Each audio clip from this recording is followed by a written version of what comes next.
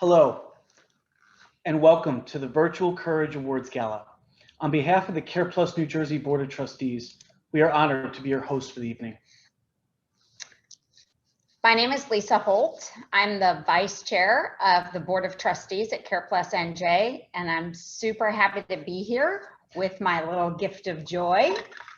My name is Jeremy Piccini. I'm the Chair of the Board of Trustees for CarePlus New Jersey, and we'd like to let you know we're very excited for the evening.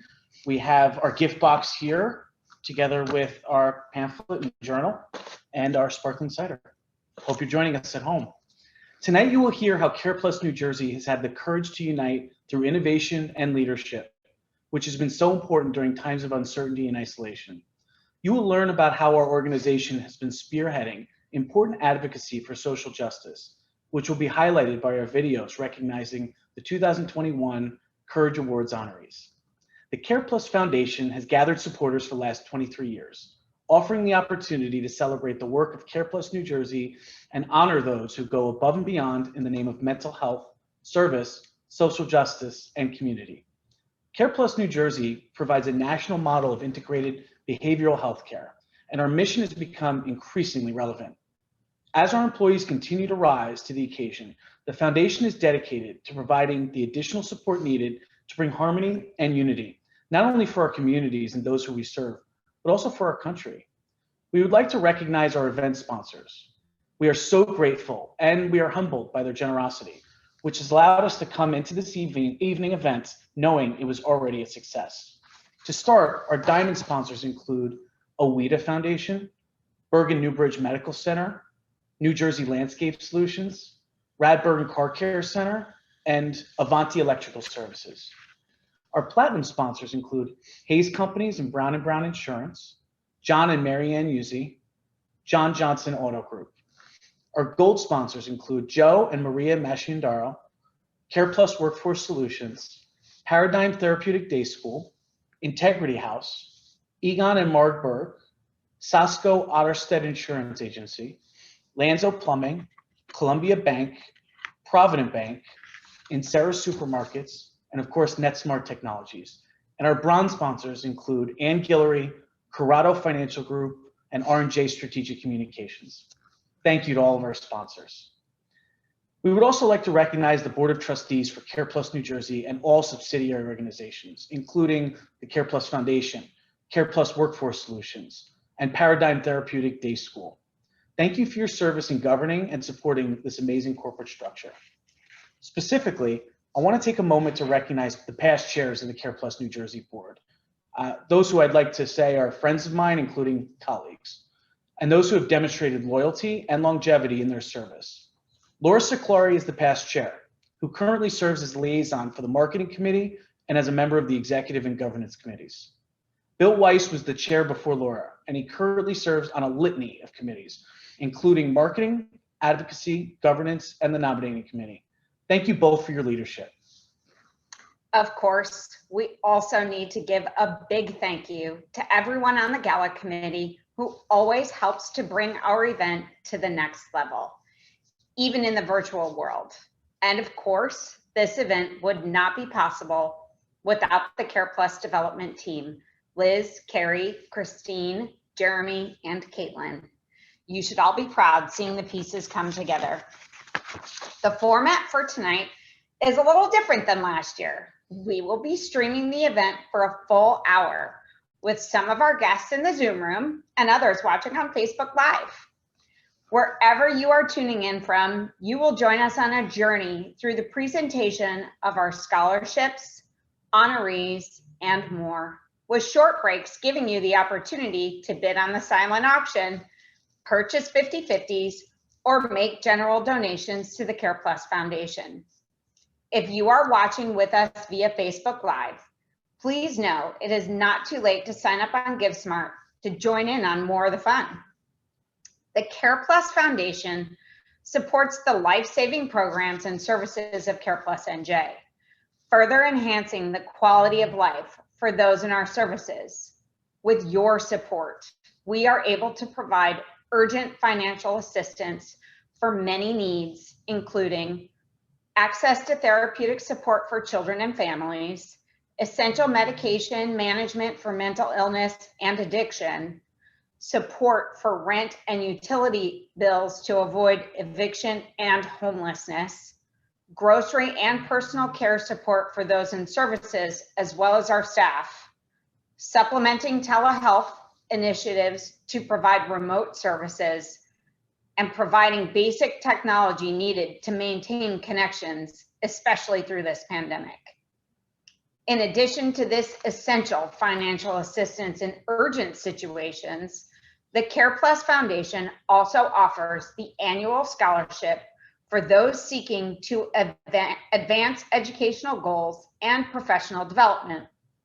The scholarship fund has provided hope and opportunity for so many throughout the years.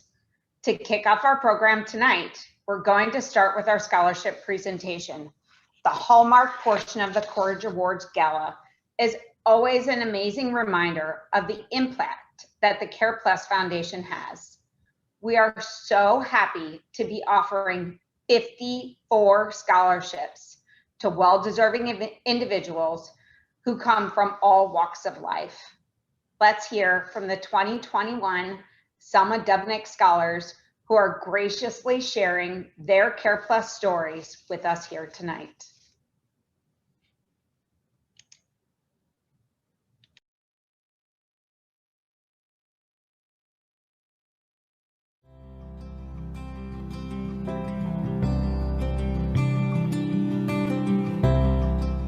Hi, I'm Briana from Supportive Visitation Services Program. Wow, connecting with CarePlus has been an amazing experience. There has been so many opportunities presented, so many doors that has opened, and it really has been a journey. I'm a psychology and counseling major, and I go to school at Fuller College. And we have different classes where we have to purchase material, and a lot of that material I was unable to get. So I know that now I will be able to have the support that I need to get the books that are needed.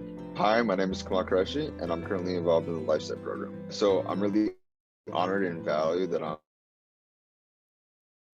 being awarded the CarePlus Educational Scholarship. I plan to use my scholarship to take summer classes and winter classes, and by taking additional classes over the summer and winter, I can actually accelerate my track to graduation, thus allowing me to obtain project boards, which are very expensive, and I'll be able to afford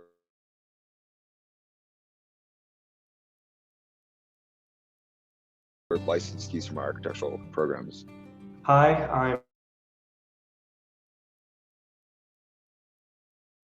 my educational goals has gotten a lot easier.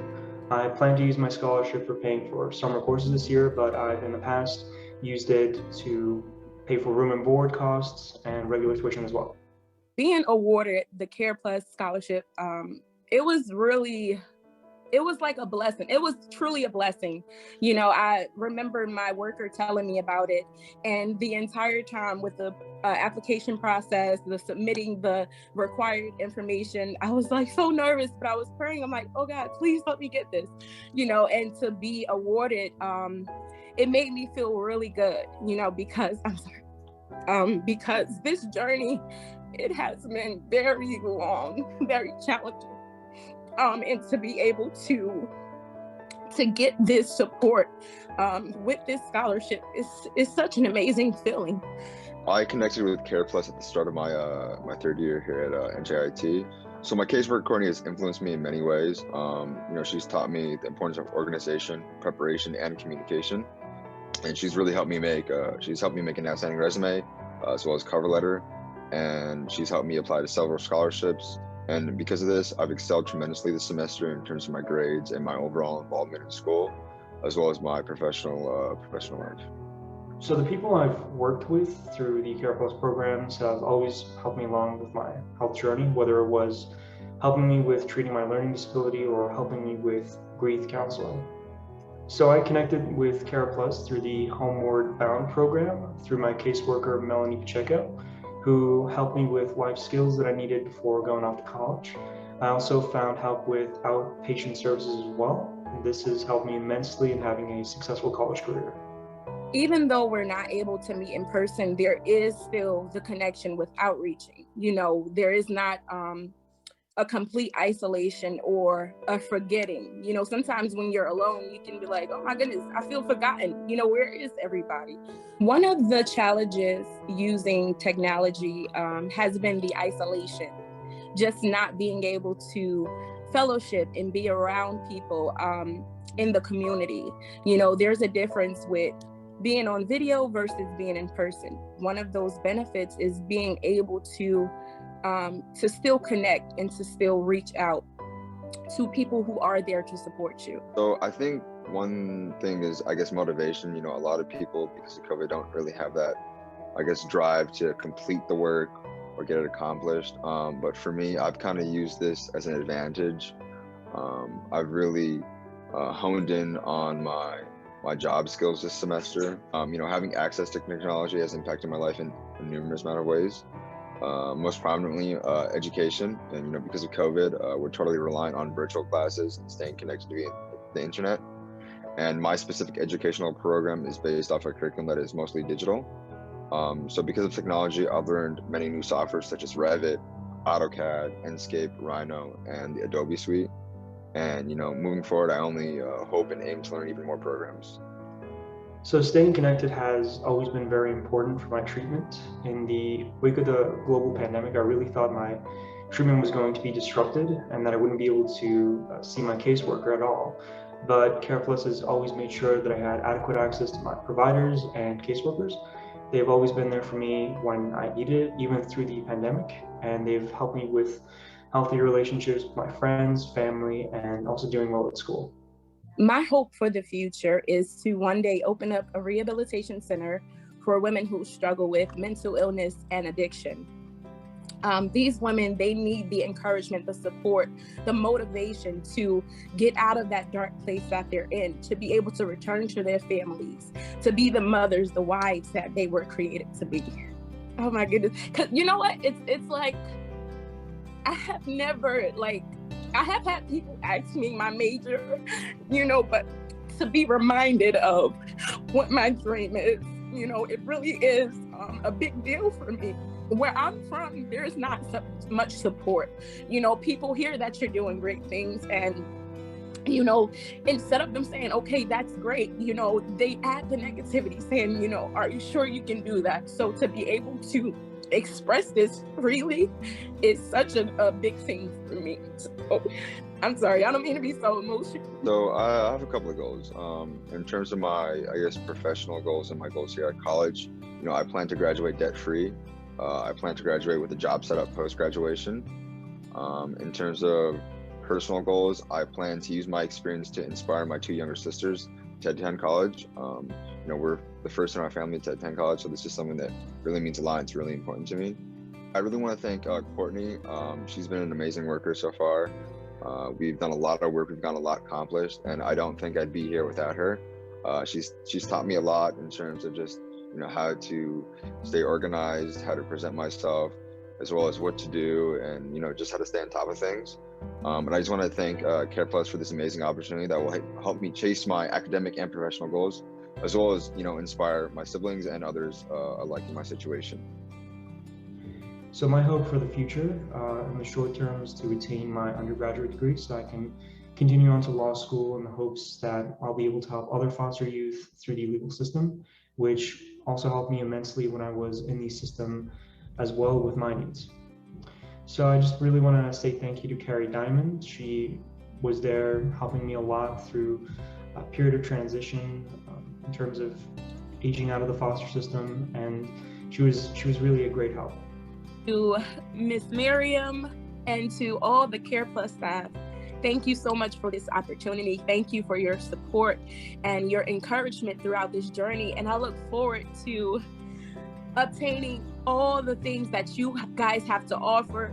I'm so excited.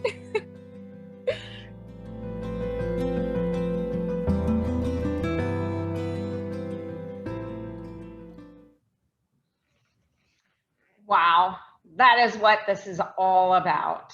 What an energizing testament to the programs and people of CarePlus NJ. We are so grateful to be able to maintain over $100,000 in scholarship allocations, despite the impact of the COVID-19 pandemic. That is only possible with the support of those of you who are here with us tonight. At this time, we're going to take a 5-minute break before we resume our program. Everyone is encouraged to visit our GiveSmart site to check out the amazing silent auction items, and be sure to get your bids in. There are some pretty awesome items that are quite hot right now. The lottery tickets, the dine out for days, the Echelon bike. There's even a weekend at the Hermitage Club for a family of 4. You know, Lisa, I was actually surprised it's not bid up and crazy and gone already. And I'm getting outbid on absolutely everything I'm bidding on. Me too. I just keep getting messages, So outbid. I don't know how many people are out there bidding on items, but keep it up, keep bidding on what you want. The Hermitage Club in particular, I've been there and you've been there as well. It's unhurried, it's slow, there's no lift lines, there's a huge clubhouse that's there that houses you. And it's just such an amazing experience. And it's completely private, it's never open to the public. This is the one time a year that they allow galas like us to raffle off just a couple free weekends for a lucky family. So please check that out. Awesome. The silent auction will close at 6:50. You can also make general donations to support our mission and buy 50/50 tickets through the end of the program. The 50/50 pot is now over $10,000. We'll see you back here in 5.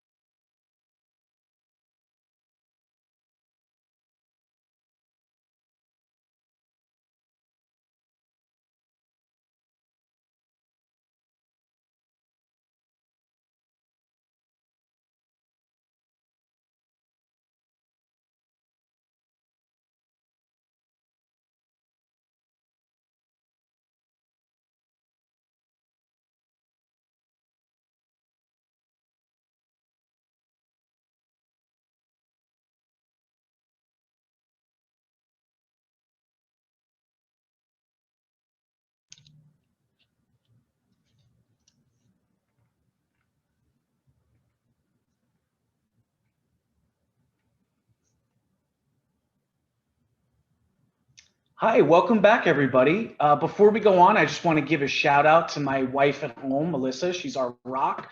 And to my two baby girls at home. Hi, Sophia. Hi, Angelina. Thanks for watching, and thanks for your support, everybody. We hope that this next section of our program will bring a sense of pride to everyone watching. Your support is making an important impact and helping to create real change in the lives of people in our community. Our first honoree is the Bergen County chapter of the National Association for the Advancement of Colored People. Over the past year, CarePlus New Jersey has developed a partnership with the local NAACP, which was established thanks to the dedication and engagement of two of our board members, Sheriff Anthony Cureton and Yomira Colazo. Through their introduction, CarePlus New Jersey and the NAACP have begun working to address racial disparities when it comes to healthcare and access to mental health services. The current president of the NAACP, Mr. Jeff Carter, has generously offered his time to advise CarePlus New Jersey on how to walk the walk and talk the talk when it comes to civil rights. We are happy to be working together on community education and social justice efforts, and we are pleased to present their honoree video right now.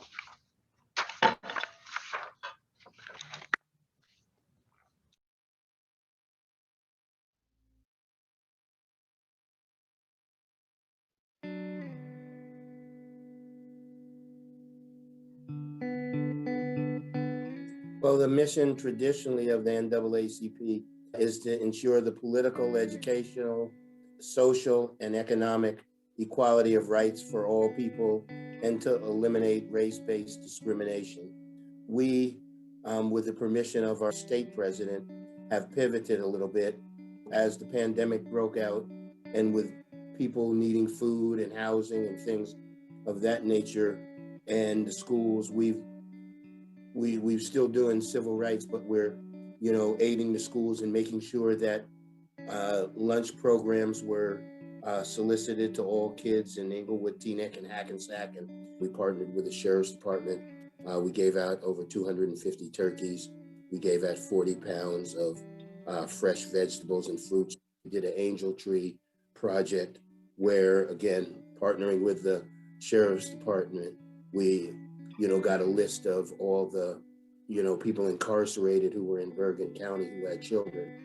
And we gave gifts to the children in the name of the person who was incarcerated. And we gave the parent and or caregiver a $50 gift certificate. Social determinants of health and social justice are one and the same concept, in my mind. Over the years, African-American communities did not have local alternatives. The vast majority of people in need, were committed, to mental hospital.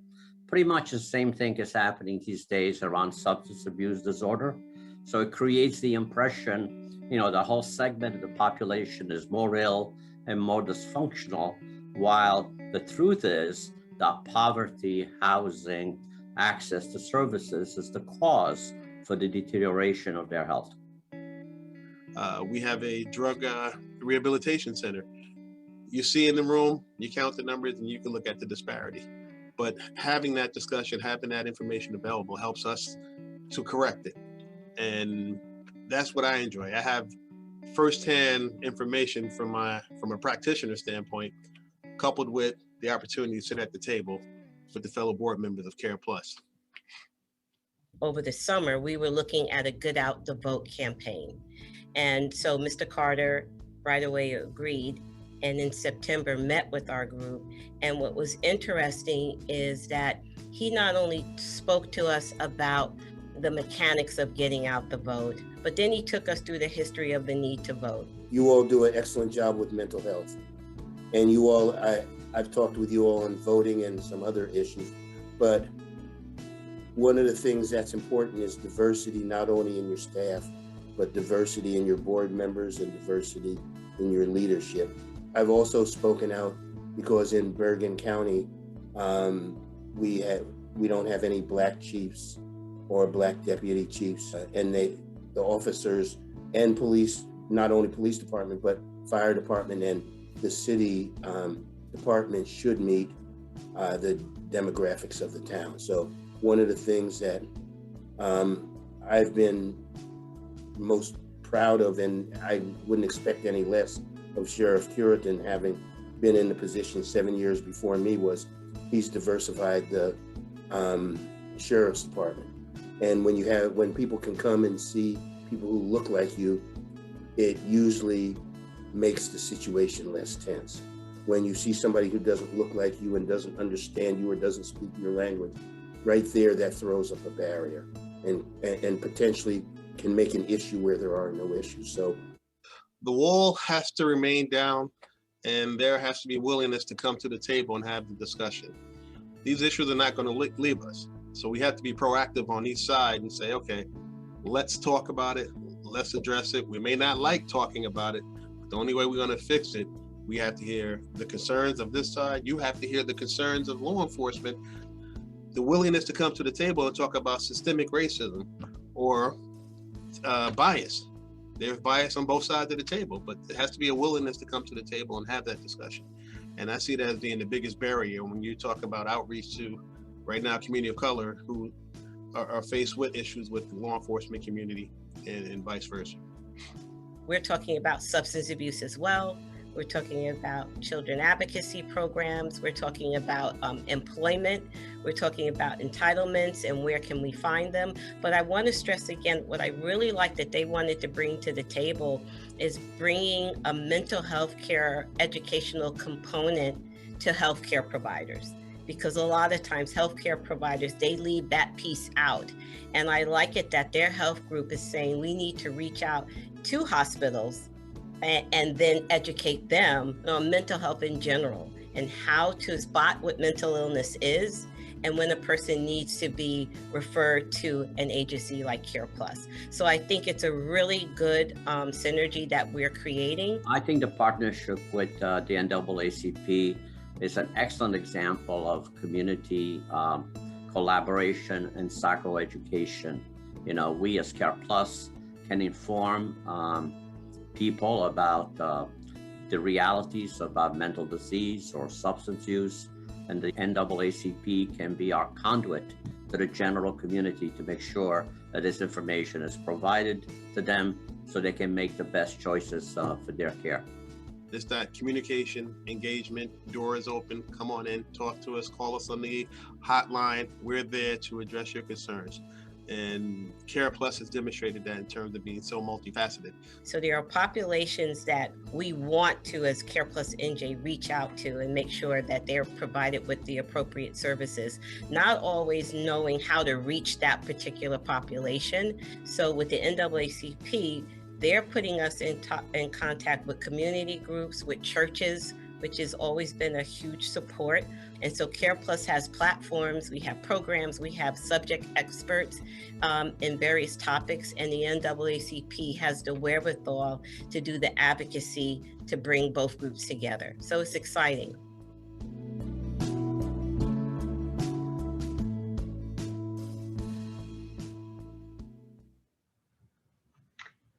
It really is exciting to imagine what is possible when we come to the table and decide to work together. It makes me so proud to be a part of the CarePlus NJ Board of Trustees, and I know the pride will continue to build over time. I have had the pleasure of hearing a presentation from our next honoree, the Inclusion, Diversity, Equity, and Action Idea Committee at CarePlus NJ.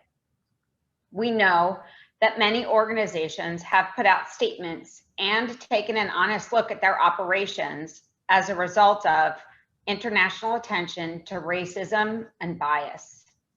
The staff at CarePlus NJ has truly gone above and beyond that with passion and persistence.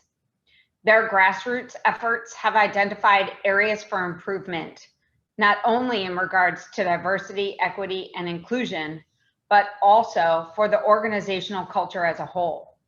An incredible amount has been accomplished in the last year, and the potential of what can come from this is endless. It is my delight to introduce their honoree video.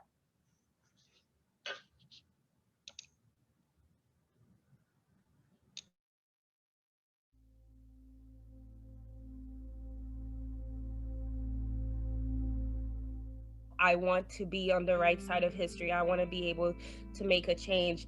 And when everything was happening with Ahmad and George and Briana, kind of waiting how the agency would step up and approach the situation, that gave me so much anxiety, because in the end, I don't want to work somewhere where no one values, all lives, especially Black lives. I would say that prior to it, there was a community of people who noticed the racism and the prejudice that was going on, and mainly the people of color. It was very clear and very blatant to most people of color.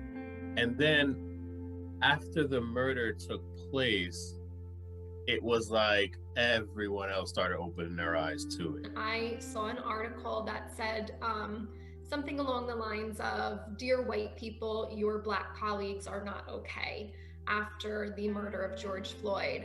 And I saw that and I thought about it, and I said, we have to do something. Like, if the agency is not already doing something, we need to make sure that we are. So it kind of just, snowballed from there, and we started engaging different people who wanted to be involved in this. And actually it was both TJ and Giesel who asked, is this going to be a committee, an ongoing committee? And so that was really how it all started. One of the first conversations I was having at work was with another colleague who is a mother as well. We were talking about our children, and my children are brown. I now have an 18-year-old who drives. And when this was happening with George Floyd, I had to have conversations with him, and it wasn't my first conversation with him. Again, him getting his driver's license. My biggest fear wasn't him getting into a car accident. My biggest fear is him getting pulled over. I was talking about it with my staff at work, and I had a staff person come to me, and she was crying in my office with what was happening. I read that same article Tara read before I even saw it from CarePlus about how your Black colleagues are feeling at work, and I knew how I was feeling as well. And I felt such a relief that we were actually going to do something, because I know on a personal level, I was saying things on social media, I was being vocal, but then I would come to work and have to put that aside and do my job. And I really couldn't. I wasn't being effective. I wasn't working to my ability, because in the back of my mind was everything that was happening in our community. It was my children and how they were feeling. I learned that I am not alone in my journey of processing, and that I not only have a personal community, or what I call a village, I have a work village as well. I feel like I don't have to apologize for my fears, not only as a person of color, but as a parent of children who are also of color. When Tara reached out to me, I still remember the day, and I was hesitant when she reached out to me. I was like, okay, I'm really still feeling very, very raw about this, and I don't know if I would be helpful. I said, if I do this, if I am a part of this, the last thing I want is for this to be a show.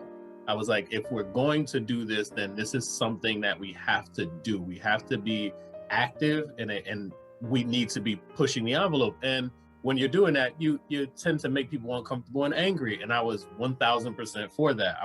I like to make people feel uncomfortable. We were incorporating bias training for law enforcement on the heels of a lot of the national news that we were all seeing. We want to understand why it is they do what they do, or why they can't do what they can't do. And now we're learning as mental health providers why those things can't just happen as easily as people see on the news, so that we're less judgmental and more open-minded to seeing other sides of things. When you're uncomfortable, that's when you start to grow. You need to take hard looks at yourself, and hard looks, in our case, hard looks at the organization that we're in. We're looking at our HR practices, our hiring and retention practices. We're looking at staff trainings and making sure that our staff have the knowledge to be both culturally humble and culturally competent in their work. Our committee alone has over 20 passionate members that are really engaged in the process and the work that we're doing. And, during our Friday support groups, you see we have over 30 people attend these groups every week. Staff are really engaged. They feel seen, they feel validated. I'd like to share by saying that I'm kind of bummed that I didn't start participating right from the beginning. Something about participating in this way makes me feel like I'm really being active and choosing my agency in terms of what side of history will I be on. This changing and shifting the culture here professionally, it helps me to know, it just gives me this feeling like I'm choosing something that will make a significant impact. I get emotional because I think we're all learning, and we think that at times that we're not part of the problem or that we're not part of the solution. And this makes me think that we're gonna make an impact and we're gonna help other people realize that, you know, even if it's a small thing that we say or a small reaction, that might have a big impact in other people. The one word that I'll say that really, in a nutshell, describes how I feel about this group and what I hear in everyone's stories is inspired. We have a very passionate group of people doing this work, and those of you that speak up and those of you that show up every week just to listen as well, you know, you inspire us as a committee to continue to do the work that we're doing. So this group is not only a brave space, but it's also a space in which we can grow and feel accepted.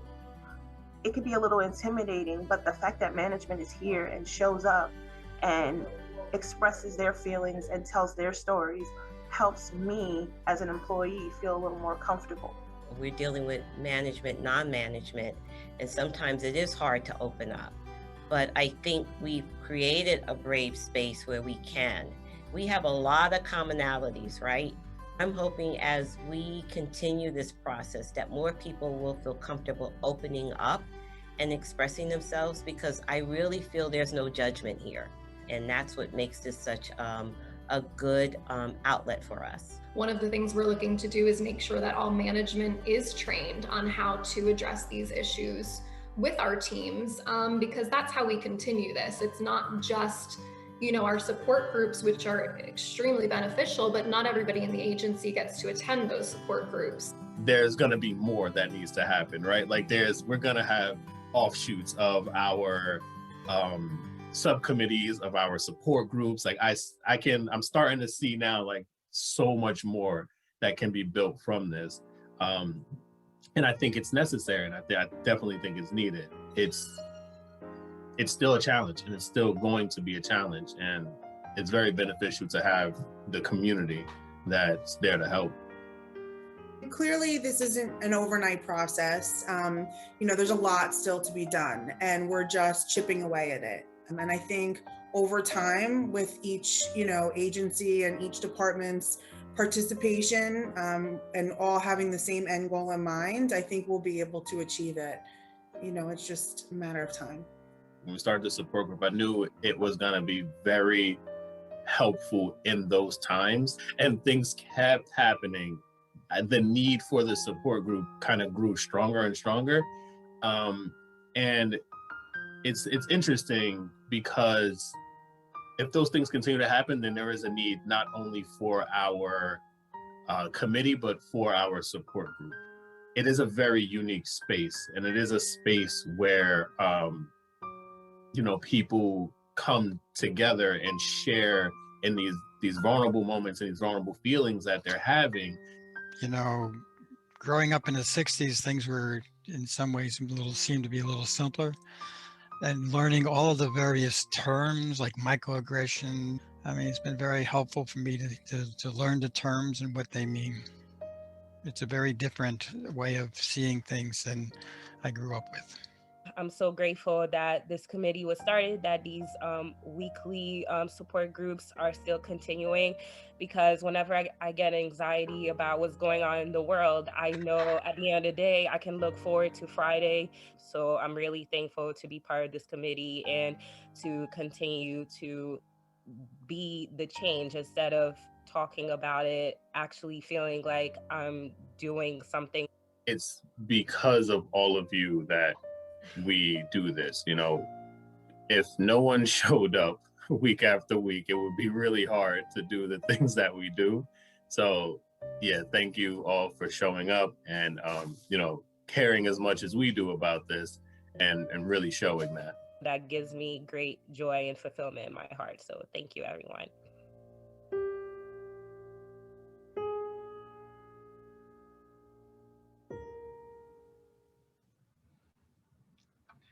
Thank you to the IDEA Committee and all the staff who've contributed to the mission.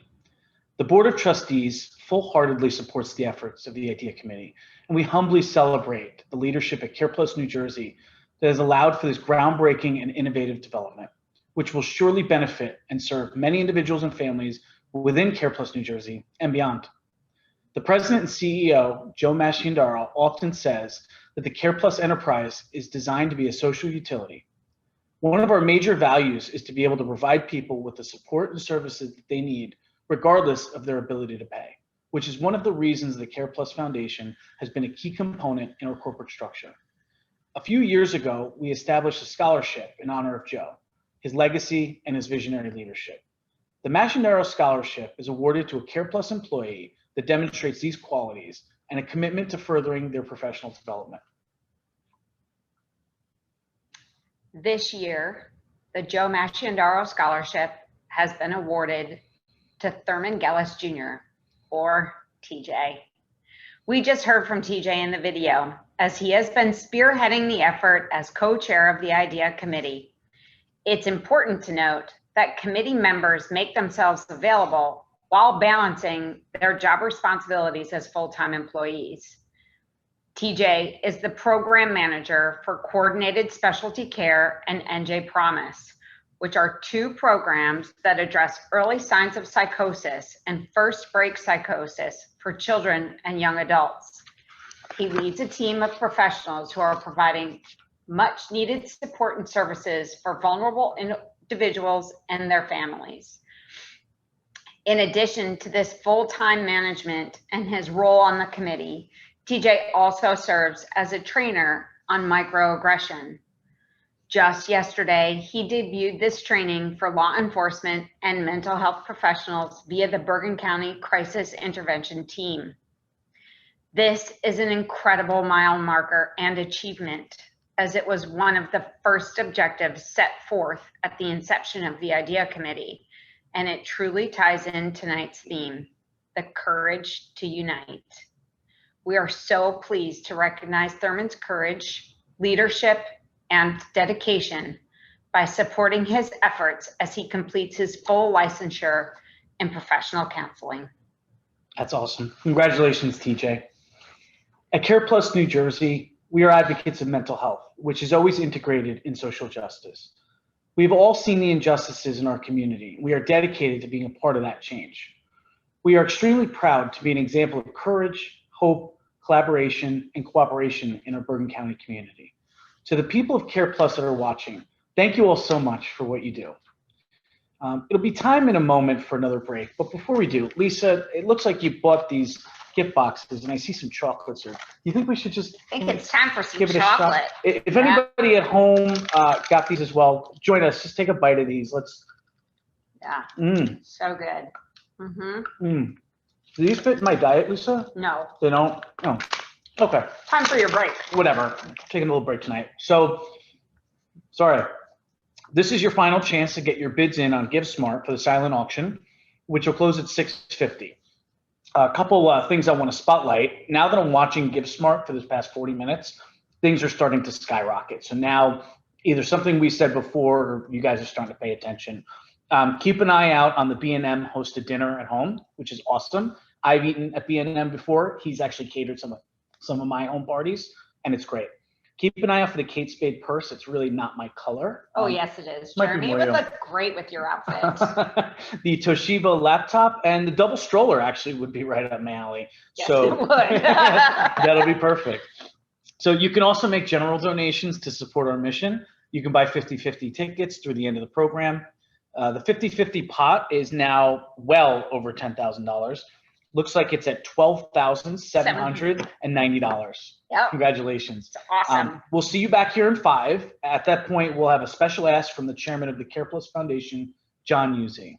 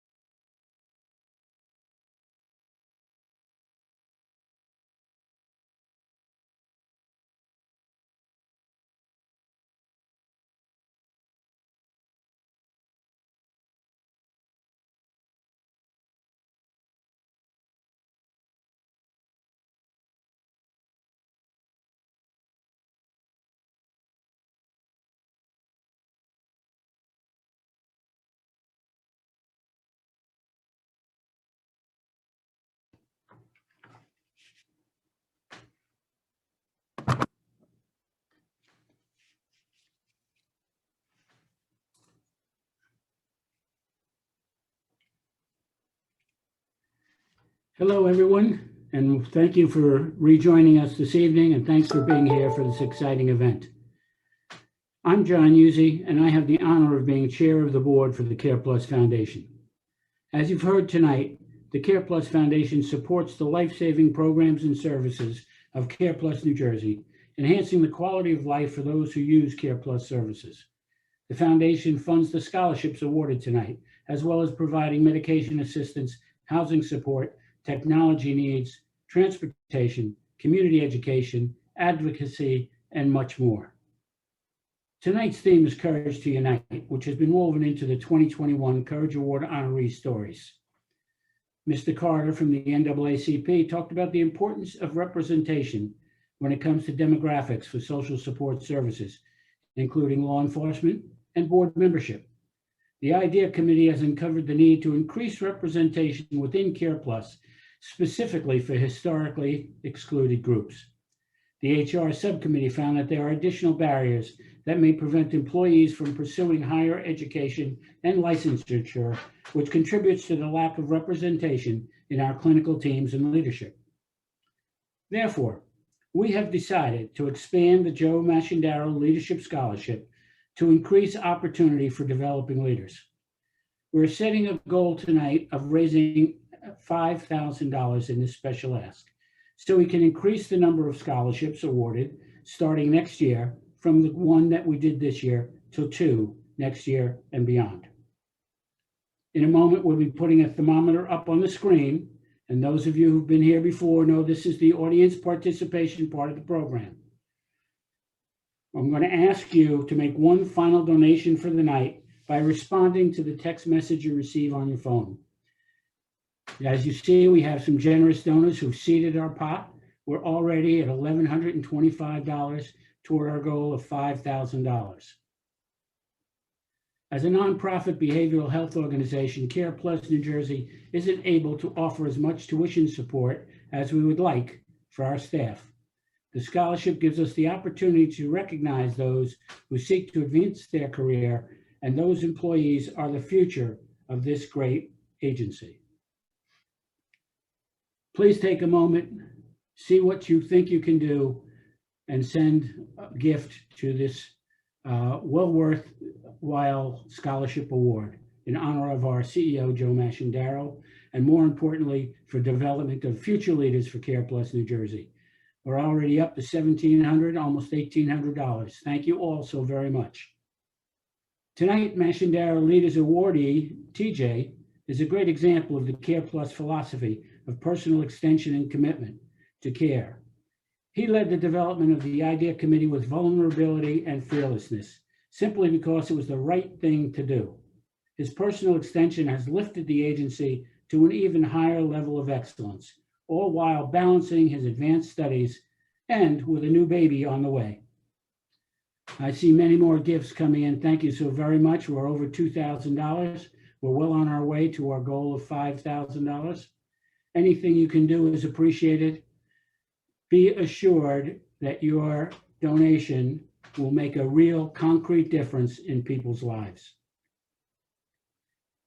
When TJ was told about his award, his immediate reaction was that there must be others who are more deserving.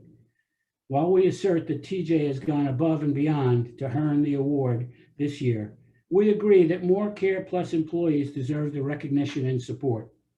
The $3,000 raised so far and the additional money that we'll raise through this thermometer and this special ask will help us do that. Will help us identify future leaders for CarePlus and help us provide leadership and developmental activities for them.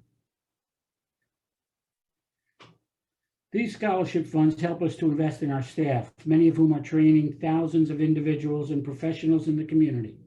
CarePlus New Jersey is poised to be a leader in training for diversity, equity, inclusion, and the increased award for the Masciandaro Fund will pave the way to build on that expertise. More importantly, an investment in our staff is a direct investment in the services that they provide and the programs that they run. This investment helps us to expand our reach and benefit more individuals, families, and organizations And if you've been watching the way I have, thank you to that very generous donor who just gave us a leap in our thermometer. We are now well over $8,000. Let's see if we can get it to 9 before we can break. Thank you to all of our supporters here for everything that's been contributed to this effort. We know the work of CarePlus is hard, though rewarding. Many of us do not know what goes on between sessions. The people of CarePlus truly represent service and compassion. The work they do is critically important in our communities. Let's just take another quick moment to see if we can get a couple more donors in towards our raising. Let's see if we can get to $9,000. We're at 8610, 172% of goal, but every dollar will go towards scholarships. Everything raised at this event tonight will go for the scholarship and the foundation events. Let's give it another half minute and then we'll close it. We see the screening the donors. Thank you all so very much for your generosity, both in this special ask and then, of course, for the evening as a whole. We very much appreciate your support. The 50-50 is open for one last minute. The pot is over $13,000 as we speak. Well, thank you all so very much. We made the $9,000. So very much appreciated. This will go a long way toward development of CarePlus staff, which then of course means improved programs, better service, and better programs for those in need. Thank you all so much for your support in helping us to reach our goal and for spreading the mission of CarePlus New Jersey. We're now going to take our final break for the evening. There'll be one final chance to make a donation or to try and buy a few more 50-50 tickets. The last I have for the pot is $13,520. Thank you all so very much for everything that you do for CarePlus New Jersey. We'll see you back here in 5 minutes to announce the winner and conclude the evening.